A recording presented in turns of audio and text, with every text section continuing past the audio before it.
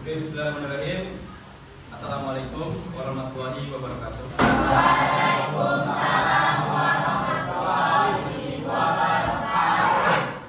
Selamat pagi. Siang. Pagi. Masih semangat? Insya Allah masih pada semangat. Karena kita belajar tentang bagaimana semangat para pemuda dalam mempersiapkan kemerdekaan dengan peristiwa Rengas Dengklok. Dalam masa Syawal, Ramadan, Bapak memohon maaf jika ada salah kata dan kalimat selama pembelajaran sejarah.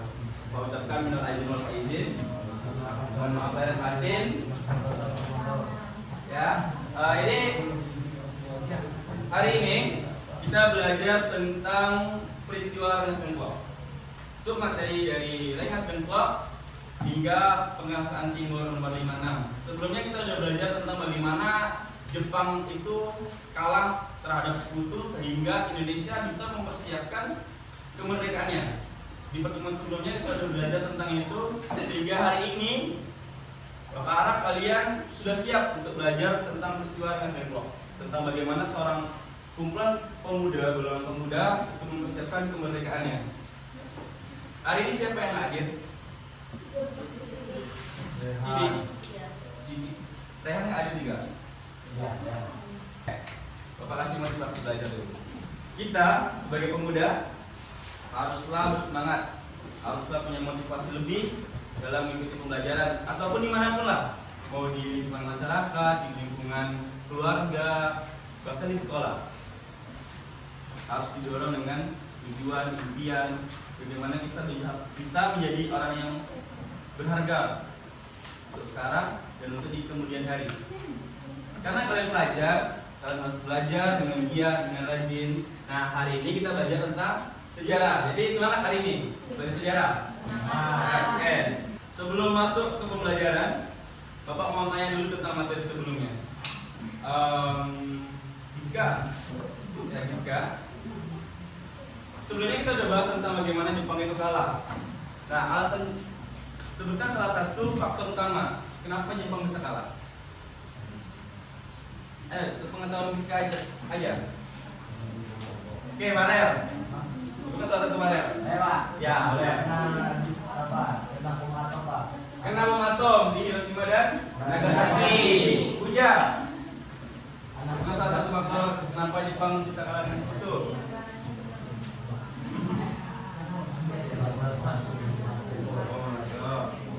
Ada yang bisa? Ada yang lain?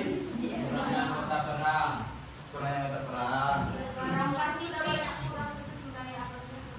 Sumber daya alam yang sudah habis karena dihancurkan oleh sekutu ya? Iya. Ada yang lain?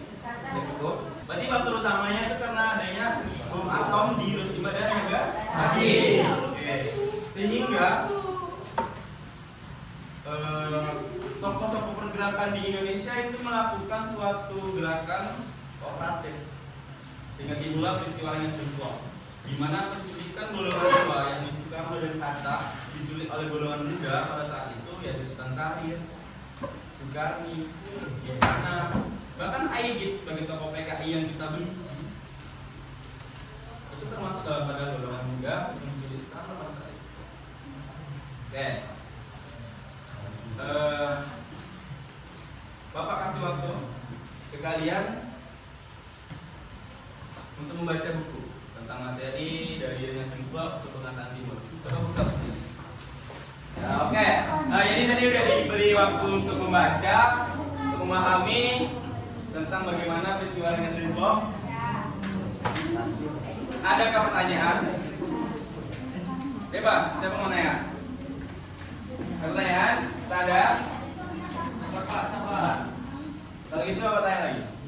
Bapak yang nanya ya. Siapapun boleh jawab. Kenapa mesti di Rengas Dengklok? Kenapa nggak di Papua? Kenapa nggak di Kalimantan? Kenapa nggak di Aceh? Kenapa nggak di Pekanbaru?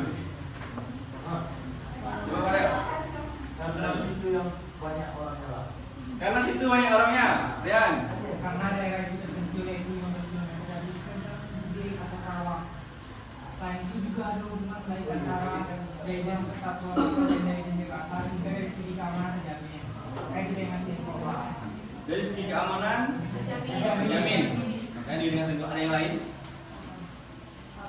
sama. Nah, jadi aman? Apa dari Jepang? Aman dari Jepang. Boleh bacakan, Pak. Apa? Boleh bacakan. Boleh nanti Bapak simpulkan. Rengas Dengklok merupakan basis pasukan peta di bawah pimpinan Kos dan Kos Gubernur. Rengas Dengklok adalah daerah belakang Sungai Timur Jakarta sehingga baik sekali untuk dijadikan pangkalan umum. Oke, berarti dia termasuk daerah basis daripada tentara peta, tentara pergerakan Indonesia. Oke, kenapa tidak di Papua? Kenapa tidak di Pekanbaru? Kenapa? Ada sisi lain. Mahal pesawatnya, padahal sebelum itu kan susah juga kan pesawatnya. Nanti tahu Pak. Iya. Jadi karena Rengas Dengklok, Karawang itu letaknya dekat dengan ibu kota Jakarta. Makanya dipilihlah Rengas Dengklok dan menjauhkan pengaruh tokoh Soekarno dan Hatta ini dengan Jepang. Karena pada saat itu golongan tua dan golongan muda itu berselisih paham. Karena pada saat itu Soekarno, Hatta, Rajiman Ningrat itu dipanggil ke Vietnam, ke dalam Vietnam untuk bagaimana panitia PPKI ini mempersiapkan kemerdekaan Indonesia dengan terstruktur. Nah, sedangkan golongan muda, golongan Sultan Syahrir, Witana, dan sebagainya itu, mereka tidak mau bagaimana Indonesia ini harus merdeka dengan secepatnya. Karena Sultan Syahrir sebelumnya sudah mendengar bagaimana Jepang sudah menyatakan kalah terhadap sekutu dengan ibunya Hiroshima dan Nagasaki. Golongan tua yang pada saat itu di Vietnam tidak mendengarkan radio, siaran radio Jepang. Sultan Syahrir sudah mendengar duluan. Golongan muda ini punya inovasi, punya kreativitas, punya semangat yang menggebu-gebu untuk cepat merdeka. Tapi golongan tua ini nggak mau mereka cepat-cepat untuk memerdekakan Indonesia.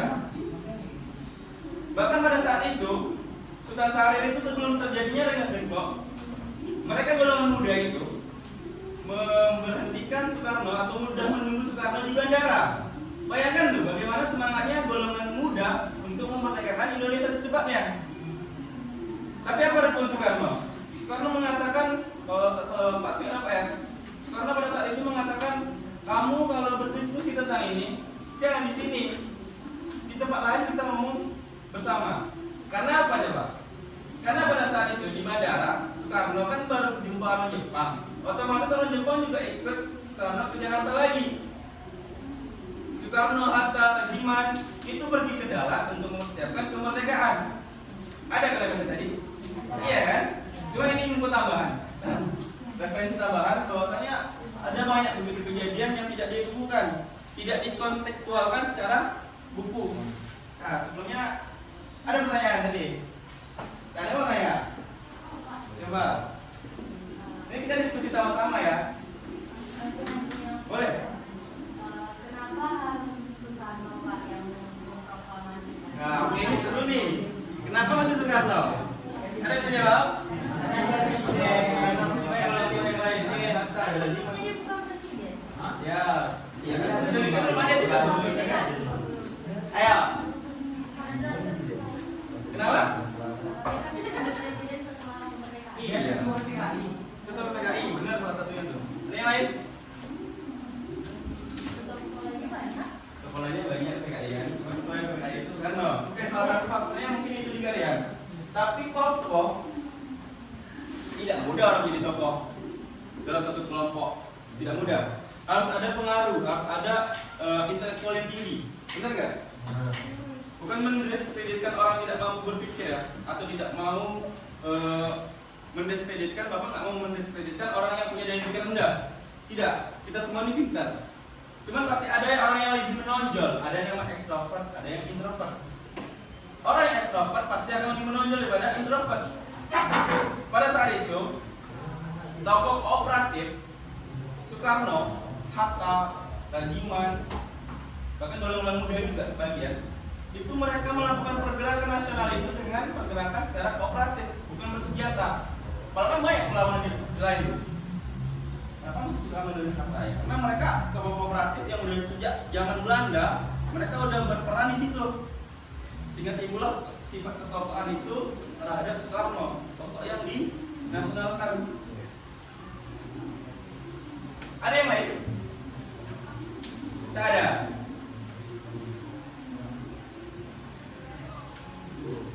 Tak ada ya? Oke. Udah terjawab? Oke, alhamdulillah. Oke, jadi selanjutnya ada dampak dan manfaat peristiwa Rengas Dengklok. Apa dampak dan manfaat peristiwa Rengas Dengklok? Merdeka. Indonesia merdeka. Terus?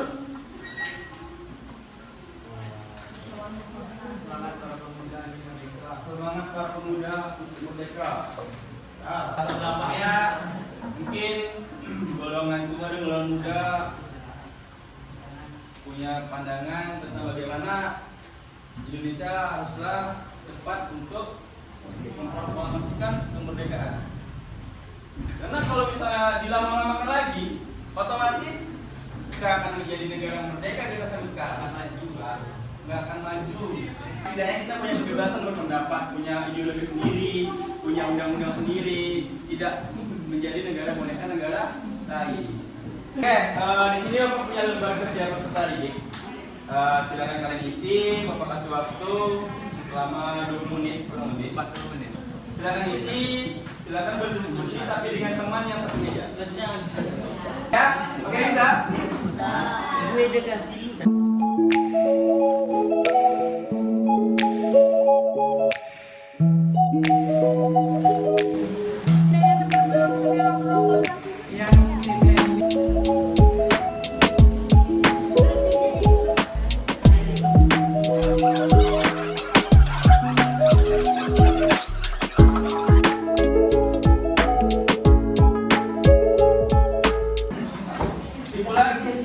Hari ini, mohon sebelum ada kesimpulan, mungkin Bapak perlu lah namanya masukan ataupun bagaimana tentang pembelajaran hari ini. Ada yang mau menyampaikan tentang pembelajaran hari ini? Sudah tersampaikan belum? Coba katakan. Baca sah. Tentang peristiwa Rengas Dengklok. Itu adalah peristiwa di mana para golongan muda mendesak golongan tua untuk segera memproklamasikan Indonesia. Ya.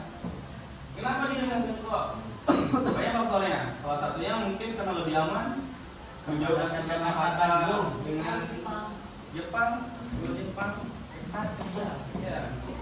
Tapi tetap terjadi penolakan dengan golongan tua karena tidak bisa memproklamasikan kemerdekaan dengan secara cepat, tidak terstruktur, akan hancur negara itu, akan terbentuk kesatuan Indonesia sampai sekarang ini.